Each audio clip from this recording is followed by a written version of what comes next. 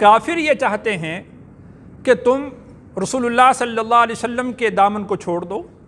काफिर ये चाहते हैं कि तुम किताबुल्लाह का इनकार कर दो। काफिर ये चाहते हैं कि तुम इस्लाम का इनकार कर दो, इस्लाम के तोक़ को अपने गले से निकाल दो। हालांकि ये किस तरह मुमकिन है कि तुम ये सारे अमल करो? तुम अल्लाह की किताब को पढ़ते हो, अल्लाह की किताब की आयात की तिलावत तुम्हारे ऊपर की जाती है, और वो रसूल के जो आखिरी रसूल हैं, और वो रसूल के जिस रसूल की बिशारतें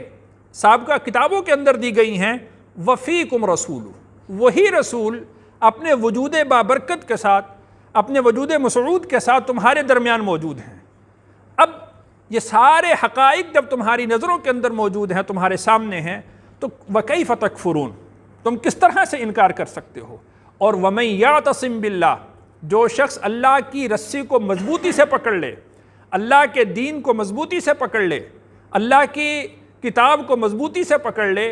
और अल्लाह के उस पैगम्बर को, कि जिस पैगम्बर को अल्लाह ने आखिरी नबी बनाया है, उसको मजबूती से पकड़ ले, फ़क़द हुदिया इला सिरातिम मुस्तकीम, तो उसी शख्स को सीधी राह की तरफ रहनुमाई की गई है। और अगर कोई शख्स इनमें से किसी एक चीज़ को भी तर्क करता है तो गोया कि वो सिरात मुस्तकीम पर नहीं है। इसी बात की दुआ की जाती है, इहदिनस सिरातल मुस्तकीम, कि ऐ अल्लाह हमें सीधी राह पर कायम रख, यानी रसूलुल्लाह सल्लल्लाहु अलैहि वसल्लम के दामन से वाबस्ता रख, हमें कुरान के अहकामात पर अमल करने की तौफीक अता फरमा, इस्लाम पर हमें ज़िंदगी नसीब फरमा और इस्लाम पर ही हमें